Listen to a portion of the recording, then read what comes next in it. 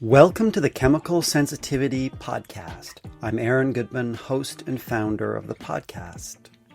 I'm a journalist, documentary maker, university instructor, and communication studies researcher, and I've lived with multiple chemical sensitivity, or MCS, for years. MCS is also known as environmental illness, chemical intolerance, and toxicant-induced loss of tolerance, or TILT. And it affects millions around the world.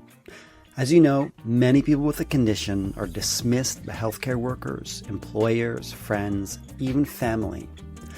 Countless people with MCS struggle to find healthy housing and get accommodation at work and school, and we suffer in all kinds of ways. The purpose of the Chemical Sensitivity Podcast is to help raise awareness about MCS and what it's like for people who live with it. We featured interviews with some of the world's leading experts and researchers on MCS and lots of people with the condition, and we're just getting started. I'm grateful to listeners who support the podcast. If you'd like to make a monthly contribution or a one-time donation, please find links on the website, chemicalsensitivitypodcast.org. Your support will help us continue making the podcast available and creating greater awareness about MCS. Thank you so much. This podcast belongs to the community, and the purpose is to advocate for all of us, and your help really means a lot. This is episode 34. It's called The Sensitives, exploring a film about MCS. And we're doing something exciting this time. We're featuring a conversation I had with 3 people who live with MCS. We all watched the documentary called The Sensitives. It came out in 2017 and is directed by Drew Xanthopoulos.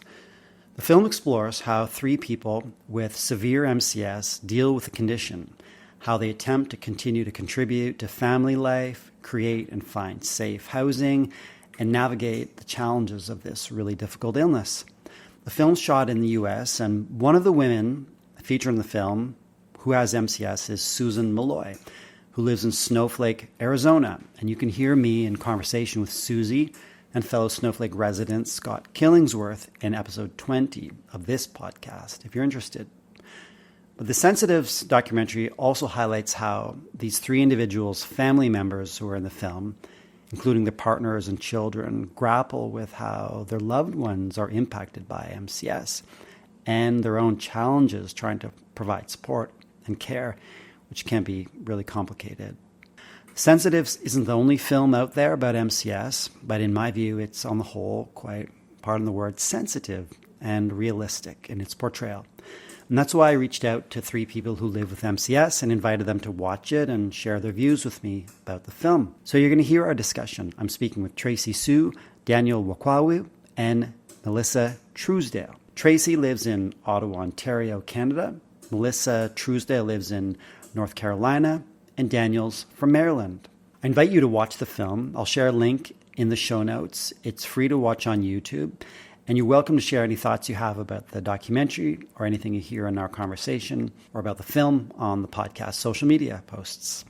And thanks for listening. I hope you get a lot out of the conversation and this episode. We release new episodes twice a month. Please subscribe wherever you get your podcasts. Find us on social media. Just search for the Chemical Sensitivity Podcast or Podcasting MCS. Leave your comments about anything you hear on the podcast, and please share the podcast with others. Find the podcast on YouTube. Just go to YouTube, search for the Chemical Sensitivity Podcast, and click subscribe. There on YouTube, you can read captions in any language you like. Leave a review on Apple Podcasts. It's a great way to help others learn about the podcast. And if there's someone you'd like to hear interviewed on the podcast or a topic you'd like us to explore, just let us know. Email info@chemicalsensitivitypodcast.org. Thanks for listening.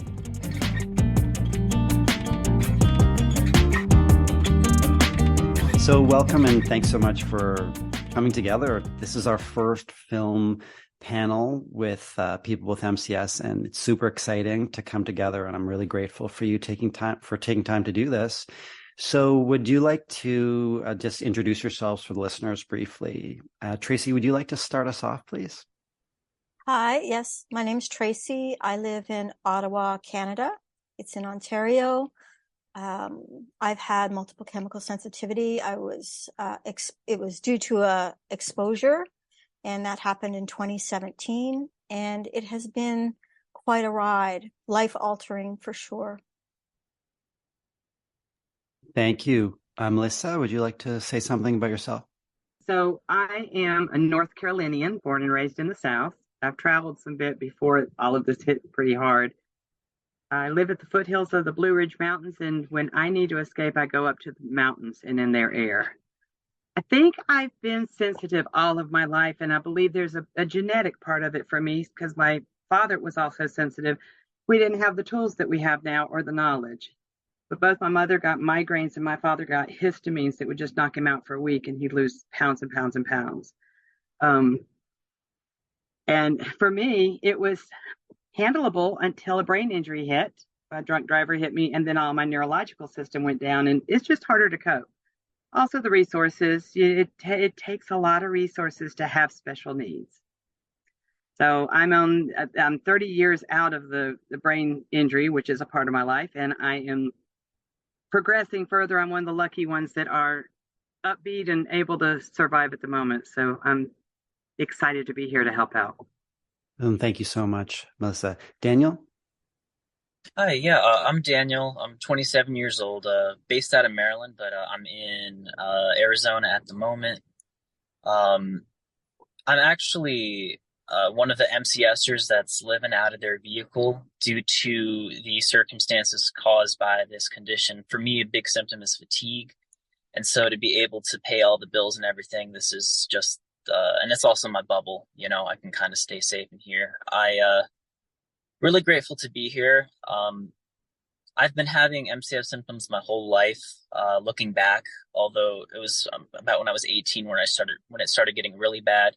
And so I'm grateful to be here to share my story, especially when it comes to the mental symptoms. I kind of want to start a conversation about that and destigmatize them. That's amazing. And Daniel, I will link to your YouTube channel where you're creating videos related to your experience in life with MCS. And Melissa will share information about your business. And Tracy, if there's any links you'd like us to share, we'll definitely do that. I want to jump into talking about the film, The Sensitives, that we've all watched individually, and we're getting together today to unpack this film. And we're going to have more discussions with other canaries going forward about other films and books focused on MCS. And the reason we're doing it is because people with MCS can offer a lot of insights that the ordinary book film reviewer just can't have because they don't have that lived experience. So maybe I could invite you to start us off. Daniel, what were your overall impressions of the film? And then we'll go around and hear from everyone. Your overall impressions of the film, The Sensitives, positive, negative, and how did it make you feel, perhaps, as someone with MCS? Well, first of all, I guess I like to live in gratitude when I see things that are representing us. And so I do think that it starts a conversation. Overall, I would say my views are fairly positive. I do wish there would have been a little more discussion about the actual science behind MCS, because in the last 10 years, there's been hundreds, if not thousands, of studies about this. I am grateful, though, that at the end, it sort of has the man who's suffering reading about electro hypersensitivity, which often is associated with MCS, reading from a study that shows that there is a biological basis for this from a very reputable institute. And I think that, the lead up is like, are these people crazy? And I think it kind of just paints the picture, lets you decide. And at the end, it's like, maybe there's something to actually back this up. So I think there have been much worse representations. I'll put it that way. Yeah, thank you. And that's something that I noticed too. They really don't go into the weeds around the science about MCS.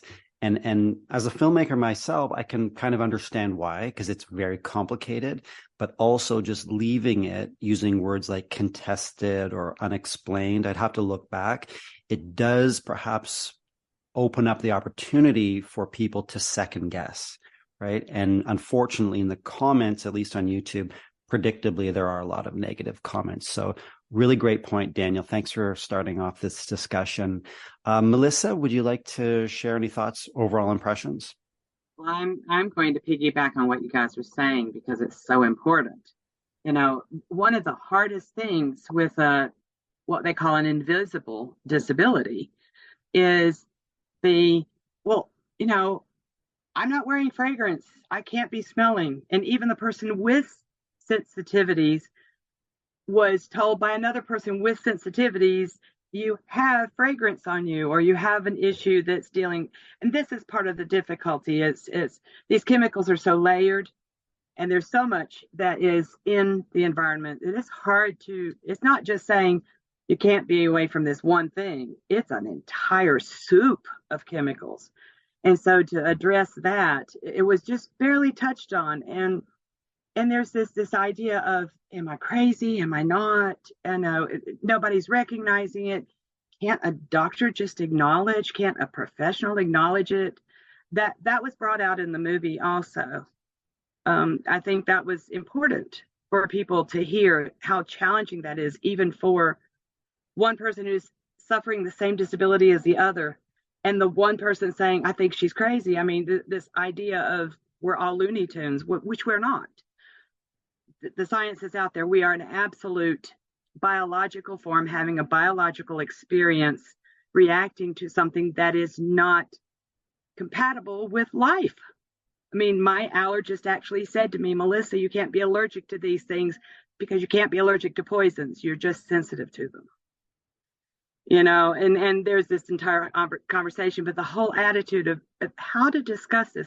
So glad we're opening up the gates. And the documentary does this, and it delved into a lot of things. I would love to have had it go more in depth in the process of how to be grateful, because at the very end, it made me so happy. And I'm going to let the cat out of the bag for the people who haven't seen it. But if you get tired of the music or the sadness throughout, jump to the end, please, because you need to see the ending. And the ending is, you know, I've seen people survive this. I've seen people thrive through this a little bit. And what's the common denominator for those? They have community, they have support, they have hope, and they believe in themselves. I mean, I'm putting words into the filmmaker's situation, but that you watch the woman she took the bravery to go out in the community, get on a bus. She could barely breathe. I know what that felt like watching it. I don't know how somebody who's not sensitive, when she covers her mouth with something, if they're going, oh, she's, you know, I don't know how they feel. But for me, it's like, oh my gosh, I can barely breathe thinking about that bus. And she's in a group of people and she's trying to stand up for this issue. And the person in front says, well, you know, I know her, but he doesn't literally say, let's support this. And she ends up in tears going, well, that's a one. It's not enough. It's a one. And that's what we're all bumping into. This is a good start. I commend everyone for starting it. I would love for it to be more exciting for people to watch and more inviting, because we are still at the very sad part. We're losing people through suicide in this. I know friends I've just lost because they've given up hope. And so this documentary actually leans in towards that sadness. And at the same time, we all come from this grateful standpoint of, hey, I'm alive. We've gotten this far. How many tools can we put in the toolbox to help us out? If we need to live in our car, well, thank God it's a bubble, and it's my bubble. You know, Daniel just said that. It's a bubble. How grateful can we be for an existing bubble instead of being like hit with everything? So the film goes in all of this, and it's long, it's in depth, it touches base with several things. And I'm hoping that for the person who doesn't have this difficulty, or, the you touch a computer or talk on a phone and your hands are hot in your system, the emotionality of that, it's so hard to keep emotions steady. And just in all fairness, I'll tell your audience, I've had an exposure right before this. So I'm not as stable in my conversation, my speech pattern. I'm kind of dealing with a mold exposure at this moment. And so my emotions are kind of flaring up. And so instead of being like the stable person who can talk very calmly on camera and help you guys out, I'm kind of like, well, here we are. This is what it is.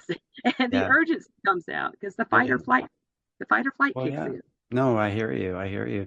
And you were referring to in the film Susan Malloy, who is a longtime activist for people with MCS, lives in Snowflake, and took a trip to Washington, D.C.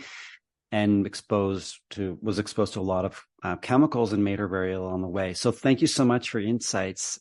Tracy, what are your would you like to share your overall impressions? Sure. Thank you. It was a very extreme view. Like, they're looking at the most extreme people with the serious symptoms that really force them to isolate, and they're no longer part of a community. They don't have the same access to supports. And I think the one thing that touched me, when the mother dies, when Karen, the Ackers, the boys, their grandmother and their mom dies, and she was the main support. And what do? And with Susie as well, at the very beginning, she takes a phone call with a woman that's looking for a miracle for housing. When I think about that, it's like it hits on one of the key points. And the extremes that these people, that we all go to find our bubble, be it a car or a van or a home, and just to keep it safe. They said that Taryn hadn't let anybody into their home. They actually built this home in Arizona, and no one has entered it because of just the security measures that they need to take. And I found it a bit frightening, honestly, because I haven't had multiple chemical sensitivity for a long, long time. And because I understand that as you expose more and more, the sensitization occurs and it can become more severe. So it causes me to be quite worried, honestly.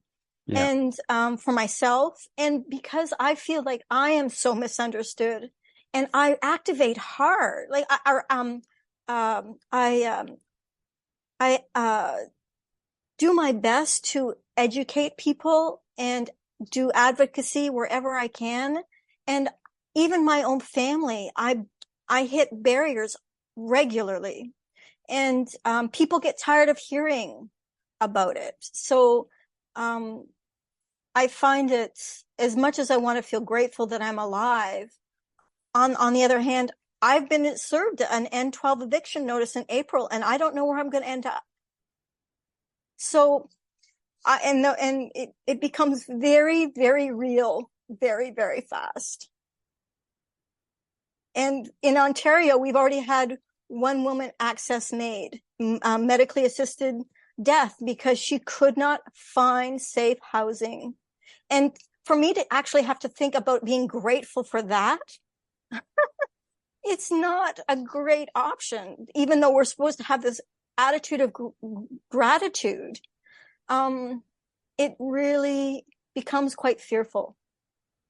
And I see that in this documentary. Yeah. May I step in a minute? Tracy, I commend you for bringing this up so much. And I'm the first to admit that my emotions go crazy with this. And it's very difficult. When I had this exposure right before this, I've got someone in the house helping me. And I literally said to her, now realize my emotions are crazy and I'm anxious and I'm doing this, and it has to do with the mold. When I calm down, please don't let me cause any damage at this moment. Please don't take anything personally. if you're having trouble connecting with the human race, it's hard to stay in the race. Mm. And it's just an authentic fact. Yeah, thank you. You talked about the extremes, the people in the film have to move to isolated places. They can't have people in their spaces. And I understand that for me too, that does create a sense of fear or anxiety about what the future could potentially look like, because we know that it is a progressive illness in most cases, right? It can be anyway.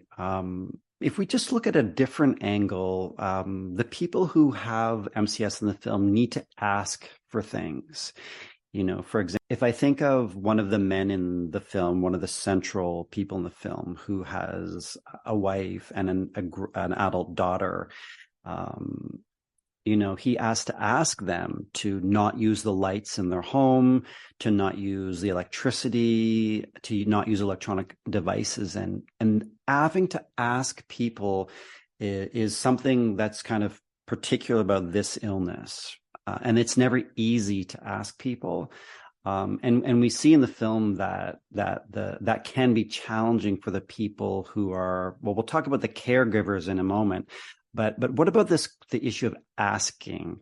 Did you identify with that, or what did you see in the film about having to ask people to do things? Who would like to start this off? Daniel? I can jump in here. Yeah, so as far as that's definitely something I could identify with. And I tried my best to kind of just pull back and watch it from like an objective viewpoint of somebody who's just like watching this for the first time. And it's definitely one of those things where, you even brought a little bit of as somebody with MCS, I can understand where these requests are coming from. And it's one of those things, though, that sometimes I even felt a little bit annoyed myself. And it's one of those things where I think that communication is so important when we are asking people and bringing these things up. Like, I remember a date that I went on not too long ago. And it's one of those things like making plans is like, oh, let's just go here. And I'm like, I really don't think that we can. And so it was one of those things. I was like, okay, well, we can try it. It's like, yeah, let's try it, And then like, I was like, we should ride separately. And it's one of those things where I didn't want to ask. It's like, you don't want to interrogate somebody because then they're going to be like, this person's bonkers. But as it turns out, they had a air freshener in their vehicle. They were like, oh, don't worry, it's spent. And they just threw it in the back. And I'm like, I'm reacting to it. My nerves are burning. And it's one of those things where I either kind of suffer through it a little bit or just say like, I need to go separately. It just kind of gets weird. It's difficult. And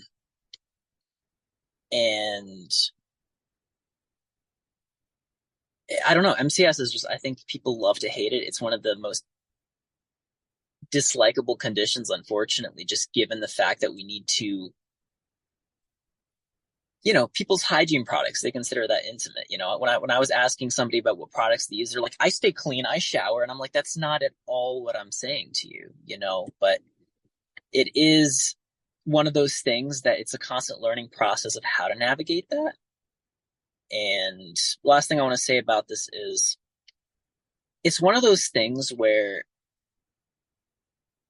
if some random person that I knew on the street started asking me all these questions, that would be difficult for me to handle. If I knew them a little more, if I knew that, for lack of a better term, that they're just like a normal person going through a hard time, it'd be easier. But sometimes, if somebody wears like super strong cologne, it's like you like this person, but you just isolate yourself and don't even try with the connection because, you'd have to, you want to get to a point where you'd feel comfortable sharing it, but to get there, you have to suffer and you might have long-term kind of consequences from that. So it's a tough one. I think it is tough asking people. Melissa, and I see you wanted to chime in, and then Tracy, please. I mean, how many illnesses, literally, how many illnesses out there or how many life experiences do you have to ask for permission to have clean air? I need to be able to breathe in order to live. The smell that is happening is not because I don't like the smell, it's the interaction of the chemicals with me. So I'm not telling you you stink, but I'm telling you you stink, you know. And how many of this asking for permission to be just have the freedom to breathe, to be able to breathe the air in, to be able to it's not like I need permission to sit down. I need a chair. Please get me a chair. It's, can you give me space so I can breathe? Can you not wear that jacket? Can you please not sit in a car with a cigarette smoke? And by all means, if you have an air freshener in your car, I'll meet you later, maybe, because that doesn't go away for months. I mean, it's amazing. The part in the film where the woman was literally going through the dance of if this person comes in her house with the boom and the camera and all that, and she says, so there's something on you. And then she's pausing, and I can see her body react because I know what it feels like myself. And I've done this dance many times in my house, asking for help or inviting. I haven't gotten to the point where you just can't come in at all because I really need the physical help at the past. And she goes, do you mind if I get closer and smell parts of you? Right. I mean, I'm talking about Susan Malloy. Susan Malloy was asking, a journalist who came into her house. Yeah. so when Susan goes up and has to sniff the shoulder, realize how intimate that is for both people. And on my aspect, Susan is putting herself at risk to breathe more of it in just to find the cause so the person could put a jacket on. How many times have we all gone through that? If you've experienced that, you may or may not have, but you have to become the detective, the tactician, the politician to ease their feelings. And then you get to be the priest who takes their confession that they did wear it, even though they said they didn't. And suddenly you're not the one who's at risk. They're the ones at risk. And it's a very complicated thing. Asking is hard. Yeah, but but asking is necessary. yeah, that's really amazing. Really well said. I did, in my view, the way Susan asked was different than the way the male character, the central man in the film asks. I noticed that Susan asks, honestly, without holding anything back, but in a calm, kind voice and maybe with a smile on her face. I'm not sure. Whereas the man, when he asks even people in his life, it's very direct and there's sort of a coldness to it. And that also has an effect. And it made me reflect on the way I ask too. And yeah, it was there's a lot of learning there for me too, because I put myself in the position of people in my life, and it can sort of feel like you're being grilled. And nobody wants to be grilled, where that's never our intention. And when we're reacting, it feels urgent and we just need to figure it out. Are you wearing this? Did you take it? And yeah, so I just, kudos to the people in my life who are patient enough to not take it personally. Tracy? Yes, I noticed that as well. Susie really exposed herself, like literally to advocate and to go out there. Like she put herself at risk because she feels the need to do so. And I really respect her for that. And, I think many of us, I can't speak for everybody, but I tend not to, I live a pretty reclusive life because of that. Initially when I had my injury, I was more vocal, but if I wanted to go out and have, I make an effort to go out, be outdoors for one thing. I don't go into enclosed spaces. So outdoors is the place to be. So if I want to have some kind of social interaction, that's where I go. And I noticed with Joe, the male character that was very, very sensitive, like he literally had to be in an enclosed room that had nothing in it. Like it was really hard to watch. Yeah, and tinfoil on the walls. Yeah. Yes, and her and Joe's wife Lainey the amount of tolerance and giving, and their daughter as well, just to support him. And he even was appreciative of their support, but yet they still didn't feel that he truly understood how much support that they were giving him. It was a really incredible communication navigation between them, trying to find that balance. And it was almost like we need therapists or like a third party communicator to say, well, I think that they mean this, or I think that they really, because it becomes a dance of communication. And it is a tremendous effort to approach asking someone if they're wearing this or if they're wearing that, or could we be here instead of there, or the way the wind's blowing. It becomes a lot. Hi, just pausing to thank you for listening to the Chemical Sensitivity Podcast. You're listening to episode 34. It's called The Sensitives, exploring a film about MCS. We're featuring a conversation I had with 3 people who live with MCS about the 2017 documentary, The Sensitives. It's a film about folks who live with severe MCS. Thanks so much for listening. I hope you get a lot out of the conversation in this episode. Please subscribe wherever you get your podcasts.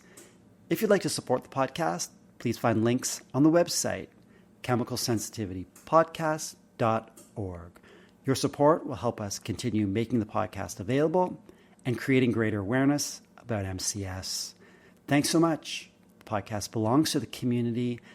The purpose is to advocate for all of us, and your help really means a lot. Are there any moments in the film, like particular moments that stand out to you that made a lasting impression for you? Not to put you on the spot. I know that question might come like completely out of left field. But does anything come to mind, or I can ask you a different question if you like. The moment, I'm sorry. The moment where the person said,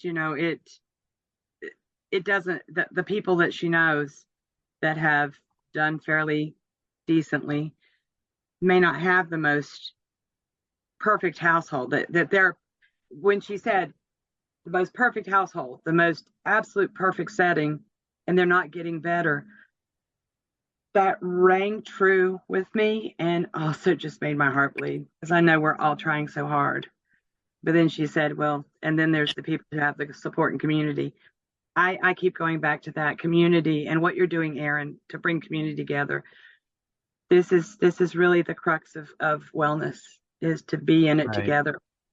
Right. So the point that the person in the film was making is that, we may still encounter some exposures, but the most important thing is having people who believe us, value us, and that we feel cared for and valued. Is that the most important thing? And is that true for you in your case?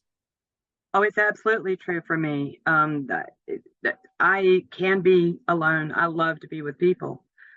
And I asked my sister, who has supported me and learned how to support, because there's been all these educational moments in my years of family. And I said to my sister, Nan, how can I help other people get support from their family? How can we educate the families? And she literally said to me, Melissa, they have to care first. They have to want to do this. This is work. Yeah, I want to ask you more, all 3 of you, about the caregiving side of things, and as it's represented in the film as well. But Tracy, is there a moment or moments that stand out for you in the film that you'll remember going forward?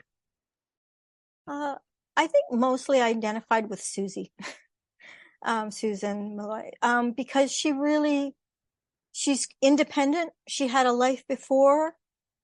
She traveled, started a career, and then multiple chemical sensitivity changed everything. And lives independently. Well, she has her lovely dog, and she helps others in her community. She talks a lot about taking care of the community and the people that and her people, who she calls her people, are the people that have multiple chemical sensitivity. They've become her family and her community, and how she works to support that, I think, is admirable. Yeah, thank you. And you're doing some activism in your own life, you know. Oh, Do you want to talk a little bit about that? And do you sure. see, like, I see Susan Malloy as really, you know, there's so little known about Susan's work, but you know, Susan's even been on the podcast, and I didn't even know all that Susan has done. But activism, advocacy, your own life, what do you think?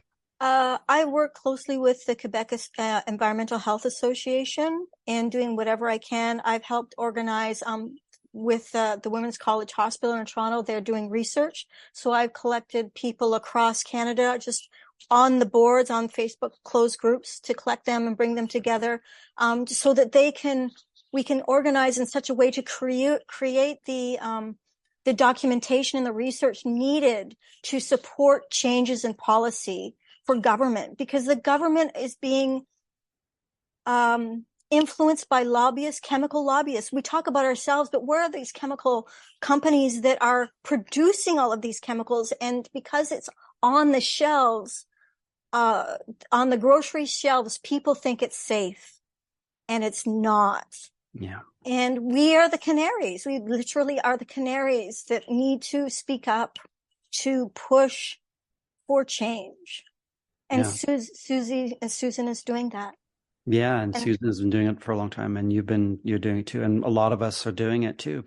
So, yes, this podcast, excuse me, well, but thank you very much for doing your part. Thank you, I Aaron. thank you so much. You're so kind. It's a labor of love. Daniel, any moments that stand out for you from the film? Yeah. Well, for me, it was seeing how Joe really started doing better after that.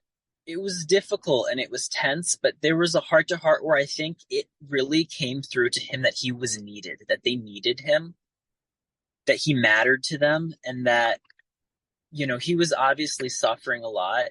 And I'm certainly not going to judge how he handled it and how he presented himself. I don't know what he's been through. I don't know exactly how he was feeling, although I know this is a very difficult disease.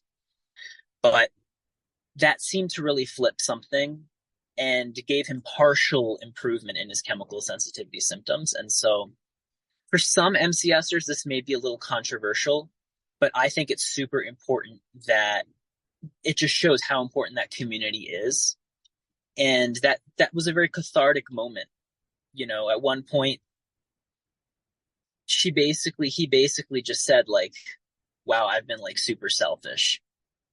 And a little later, I think as they were crying and hugging, and there was just like a certain catharsis, almost like a processing of some sort of trauma he's been through. I think emotional trauma plays a role in MCS, just like, you know, there's something called an ACE in medicine, an adverse childhood event. Diabetes, asthma, cancer, all these things, childhood trauma plays a role in it. These are also all diseases with a physical basis, but trauma can contribute to it. And I don't think MCS is any different. And so I think for the sake of ourselves and for healing, that we have to recognize that there is an emotional component to it, that trauma, working through that, therapy, close relationships, finding, you know, a passion, something that drives you. These are things that can influence the very real physical things that are going on. And I think also, you know, it's not only important for us, but for other people, because, you know, I think that other people can sometimes see, oh, when we're more stressed, we're having more reactions, and they'll think, oh, that's just anxiety. And it's not that simple. It really is not. But it is a fact that when I'm more stressed, you know, my sleep isn't as good. You know, maybe I don't eat as well. And all these things really do contribute. And so we need to be doing PR. The chemical companies are spending millions of dollars on showing us that we're crazy, or showing the world that we're crazy. And so essentially what we need to do is, in a sense, PR of showing people that we understand that these things can impact them, our needs. And sometimes irritability is one of my symptoms, for example. And also to show a level of like self-awareness, I think that really helps people recognize that we understand that this may seem unusual, but this is also something that's very real. So it's about acknowledging to other people the understanding that we understand, this can maybe be difficult for you too, while also firmly standing in our truth and not waver when we're telling people that this is something very real that we're experiencing.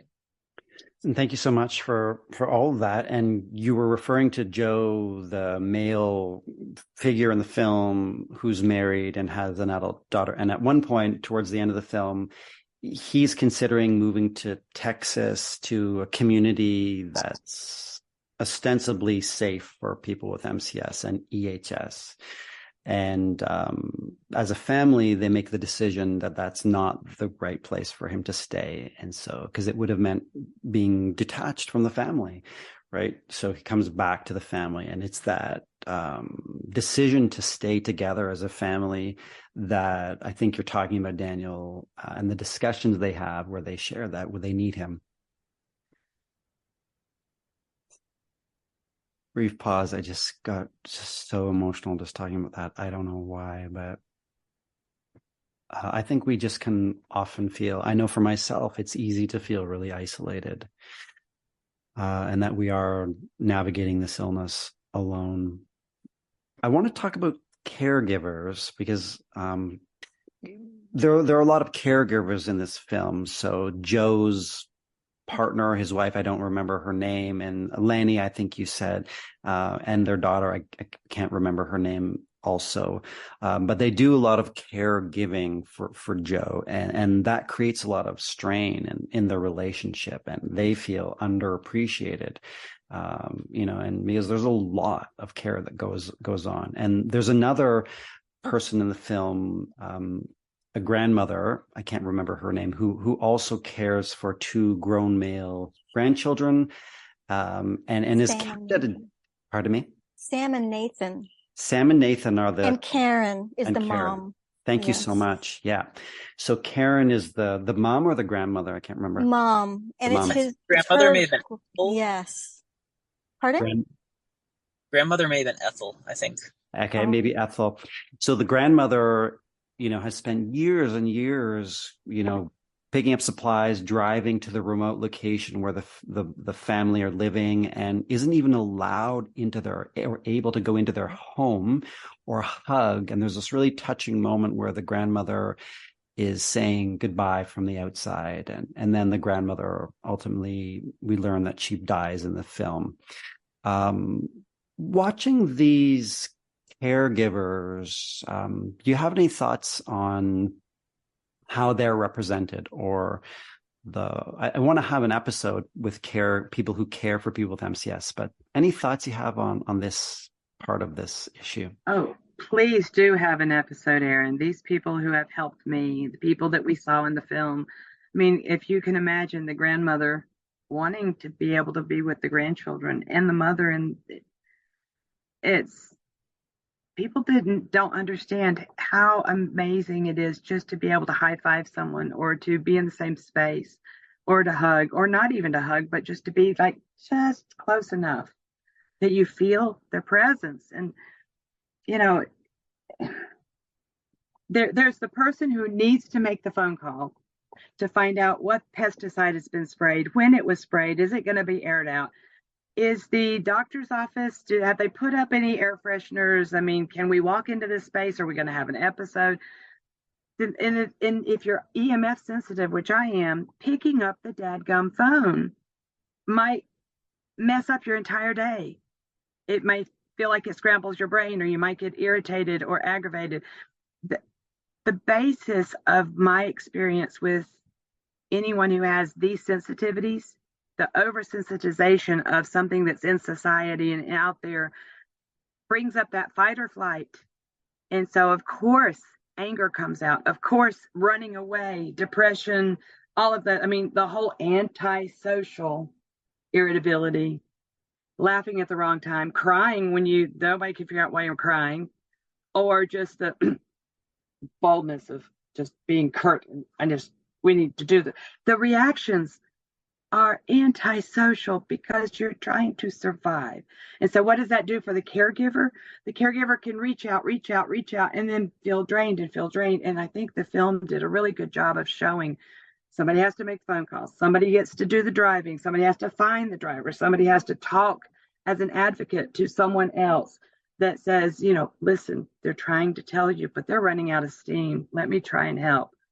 And God forbid that they interpret that wrong, because now you've got, you're putting your life in other people's hands. And as you said earlier, Erin, asking for help and asking for the absolute basics, it puts a person on edge. And then the caregiver, if they're being asked to just survive, just to bring you basics, if toilet paper was such an issue with our culture a few years ago, imagine what it's been like for all of us. My toilet paper has to sit out in a storage building and air out for a month before it can be used, because of the chemicals. So someone says, I've got you toilet paper, why can't you use it? And again, helping them understand and letting them acknowledge them that they're really, you feel that they're caring about you, but at the same time, they're caring about you, but just a little bit more and we'll be over the hump and you can help me better. But I gave you everything I could, says the caregiver, and this isn't enough. And it's a challenge. And I think we felt some of that in the film. Yeah. I think that showed the tears in the car between the mother and the daughter, Joe's family, and the actual loss of a grandmother, loss of a family member where you really never got that feeling of connection before she left. It's almost like living life unfulfilled. It's almost like just because I see Tracy shaking your head, yes. It's like just because there's chemicals that, and excuse my opinion, but I'm going to put this out there. The majority of the chemicals that we are exposed to that are changing people's lives are changing everyone's lives, and they're absolutely unnecessary chemicals for the majority of situations. And so that also brings out a judgment call. If I need 2 cups of detergent or if I just need water to wash out clothes, the extremes. So then there's the judgments, and then there's the guilt, and there's the blame, and blah, blah, blah, blah, blah, blah. And that comes in with the caregivers. And, if you're physically unable to do something and you ask for help and you bring help in and you don't realize that they brought something in their natural environment, in their purse, there's a smelly, or it was sitting in a car with a deodorizer or something, or they lit a fragrance candle the night before, or they hugged their boyfriend or their husband that smoked and suddenly brings smoke smell in the house. The simple little things of transfer of chemicals that comes into your house, and then suddenly you say, well, I needed the house cleaned, I needed some help with making the bed, and now I'm exhausted and I'm crying and I'm so wiped out and my voice is going, because you're experiencing that from me today. My voice is not as strong as it usually is, just because for like 30 seconds something came in the house. No need to touch it, no nothing, but it came in. So when these caregivers come in, and imagine how they feel. We're trying to come in and help, and I've had people go, I need to leave because I don't want to hurt you. Right. And you're just like, but I know you don't mean to hurt me. I know you're not trying to. I still need the help. Yeah, but I can't sleep tonight if I'm hurting you. But I really needed food. But no, I'm hurting you. Bye. Right. Left alone again. And it's very difficult. Thank you so much. Tracy, on the caregivers? I think there's a lot of burnout. It's because they're big asks. And I think in the case of Joe and Lainey, Lainey was relied upon heavily, and the daughter even made a big effort too. And it really was a strain on their relationship. And even Lainey, at the end, she said she doesn't know what kind of emotional baggage he's going to be well, and how will I be? she kind of left it at that. And I thought, yeah, it's not, the illness itself has an impact, but there is a ripple effect that goes to the rest of the people that are around you. And if you only have a number of support people, how much can they manage? Yeah. And we haven't even talked about relationships per se, right? Because Right. the way I phrased it was caregivers on their own.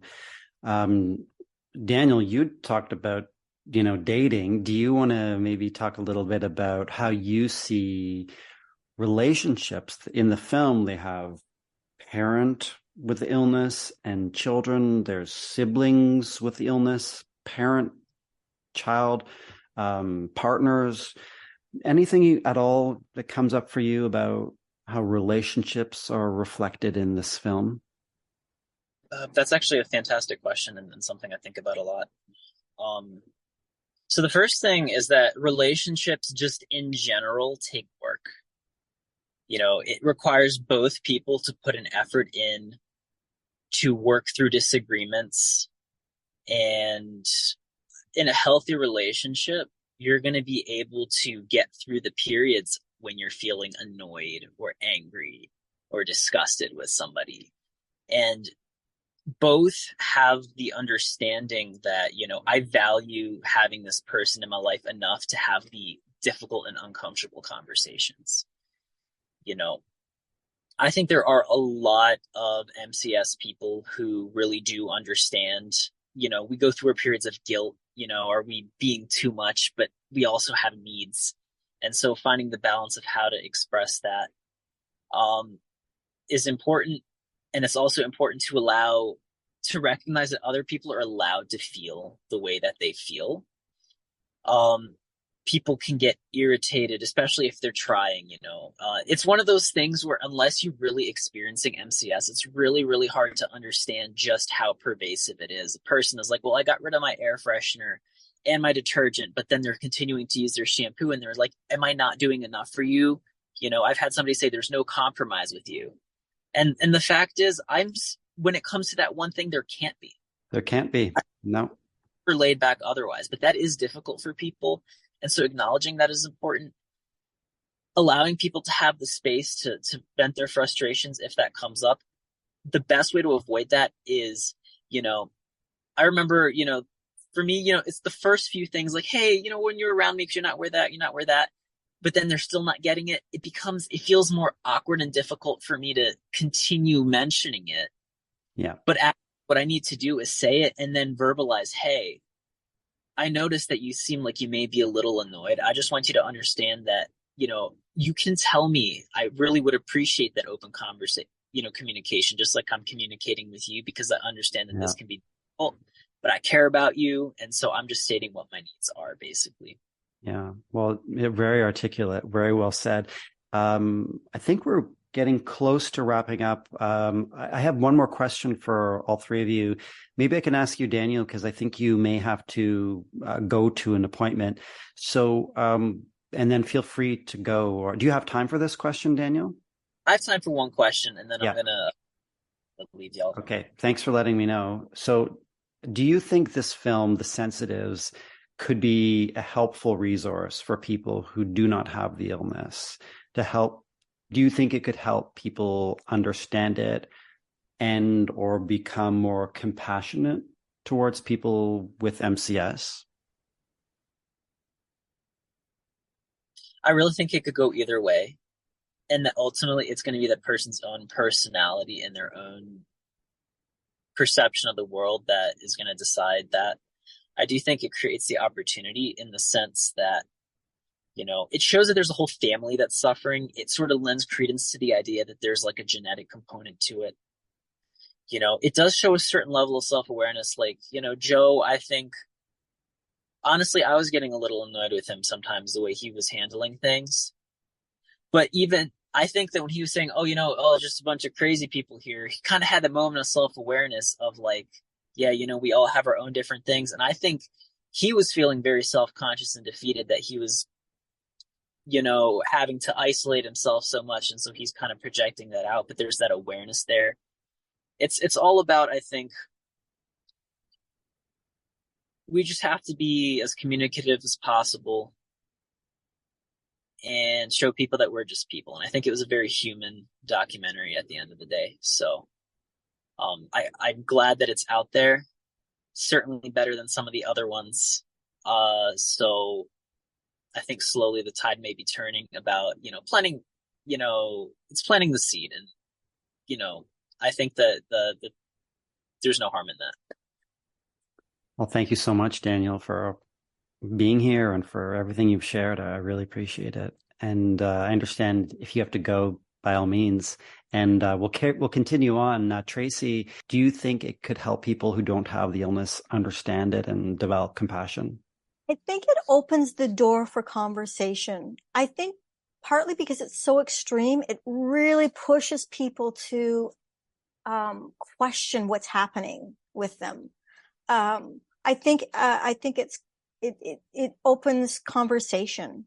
And I appreciated the documentary too, because they let the characters do the talking.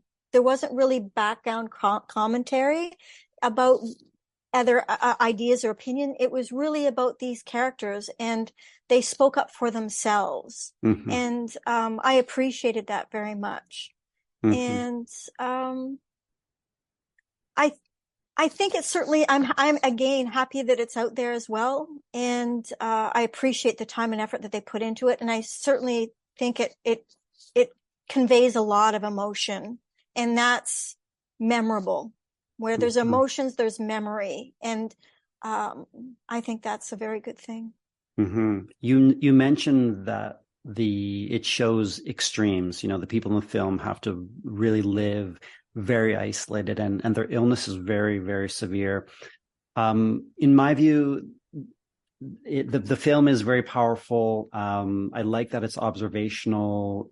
As you say, Tracy, the filmmaker allows the people themselves to speak without, narrating or, but I feel like there is a risk of exoticizing,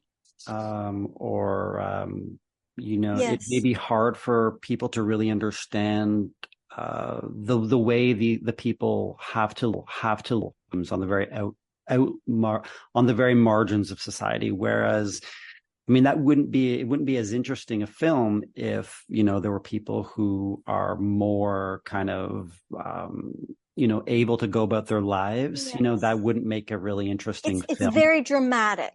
There's a lot of impact there. And because there's so many of us that are existing within society, in the milieu of our worlds, and interacting more with people. And I think it's just a spectrum. Some people are on one end and they're at the other. And if we had maybe an example of each. And I think the thing that I think about most is no one thinks it's going to happen to them until it does. And everyone is at risk. And I think about the kids, the children, and the elderly that are even more vulnerable, and how they don't know it. And the parents with young children, they don't know it. And then when I think about Lainey and Joe and their daughter, at least their daughter's getting an education about it. She's going to be informed, and hopefully if she has children, she can pass it on and keep her kids safe, or etc. Yeah. Melissa. We are seeing in that film, we saw adult children. Can you imagine what the children are experiencing? We speak about getting children involved in their environment and inviting friends over. That would be completely impossible.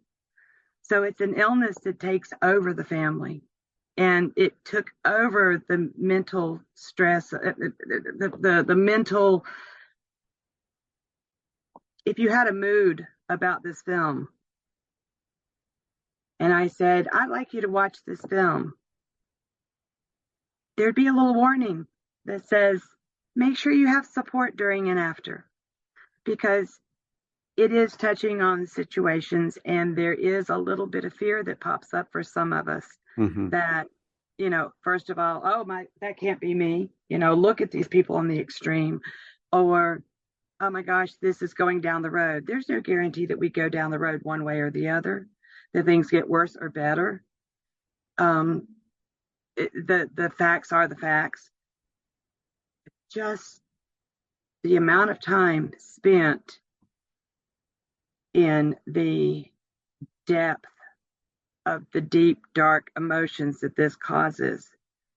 I'm curious, and I wonder how many people will actually stay with this film. How many people will click it on and click it off? Because this is uncomfortable. This Yes. is will this film, which is great, and I commend everyone for doing it, but will this film be something else that people go, oh, they're not going anywhere with this, I'm clicking out? Right. Like I said, if that is anyone who wants to watch this film, please go to the end and watch it. Mm-hmm. You can go back to the middle and watch it, but all of the Storm and Dragon, the music that goes with it, I feel that as an empath. I feel that so strongly from the people who are presenting it, and I'll be truthful. I doubt that it really showed the full depth of the sadness and the remorse and all of these wonderful things that our bodies can sense. The dark side, as we call it, or the sadness, or the negative aspects of it. It just barely touched the corner. But if we're educating people who don't have an experience of this, hopefully this is what it's doing. Is it a film that they're willing to watch? Because is it so uncomfortable? Is it comfortable enough? Does it give them enough of an opening that says, okay, there's hope around the corner? I'm not just going to go to the doctor with somebody and watch them go through the process of this. It does. I will tell you this, the film has enough characters in it that you flip between characters. And in this society where an attention span might be 8 seconds, we're spending a length of time, and we do get to go to the outside world. We do get to go to Arizona. We do get to go to the window of the bedroom of the two grown men. We do get to go in the car with the adult child, the mother of Joe, the mother of the child, and the wife of Joe. But is this really something? I want to find out. I really want to find out. Is this something that if I show someone, will they watch it? Or they'll say, oh my God, Melissa, you already take so much of our energy just to be with you. We love you, but I don't want to spend this much time being depressed. Yeah, I hear you. I hear you. It's a very intimate film, and I relate to what you're sharing, Melissa, because I had to watch it in bits and pieces. I did find it very emotional to watch it as someone who lives with MCS. But yeah, I really hear you. Anyway, I really want to thank you for the really thoughtful analysis of this film and for taking time to speak with each other, with me today, for being part of the first film/book panel on the Chemical Sensitivity podcast, which will be something ongoing. And it's been just such a delight. So anything else you'd like to share before we wrap up? I want to tell Tracy that I just thought it was amazing that she went right out of the gate sharing her vulnerability and the fact that this film did bring things up. And Daniel, I'm just so amazed. For people who are just listening, I'm in the 60 age range, soon to have a birthday. I'll be 63, and the youth of Daniel gave me more hope than anything else, that he was able to very clearly speak, and the idea that both Tracy, Daniel, and also Aaron, of course, that the ability to communicate, which is the essence of healing this entire situation. I see hope with our youth of Daniel. I see hope because there's someone at a university who can actually do a podcast. And there's someone who's out there, Tracy, who's doing advocacy. The bravery and I'm doing my part. I'm absolutely encouraging people to come and be a part of my amazing access. And we're coming together. I think the community in itself as a whole is feeling braver about speaking out, and the individuals are feeling the right that they have to speak out. One of the parts about this illness is it sometimes feels like you don't have the right to speak up. And I believe that's going to be an old horse that no longer comes to the barn. We're speaking up. And I thank you, Aaron, for giving us a chance. And the film was great.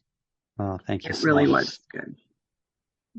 Well, thank you, Aaron, very much for giving us a platform and to spread the message.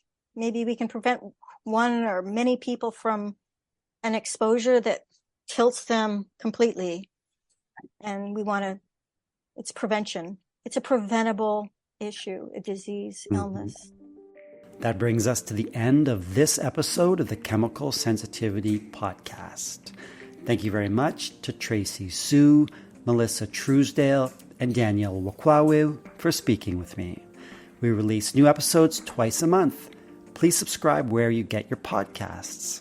The podcast is produced by me with assistance from Casey Wallstra. I'm grateful to listeners who support the podcast. If you'd like to make a monthly contribution or one-time contribution, please find links on the website, chemicalsensitivitypodcast.org. Your support will help us continue making the podcast available and creating greater awareness about MCS. Thank you so much. The podcast belongs to the community, and the purpose is to advocate for all of us, and your help means a lot. Find us on social media, search for the Chemical Sensitivity Podcast or Podcasting MCS. Leave your comments about anything you hear on the podcast, and please share the podcast with others. You can find us on YouTube. Just go to YouTube and search for the Chemical Sensitivity Podcast. Click subscribe. You can read captions in any language you like on YouTube. Leave a review on Apple Podcasts. It's a great way to help others learn about the podcast. And if there's someone you'd like to hear interviewed on the podcast or a topic you'd like us to explore, just let us know. Email info@chemicalsensitivitypodcast.org. And thanks for listening.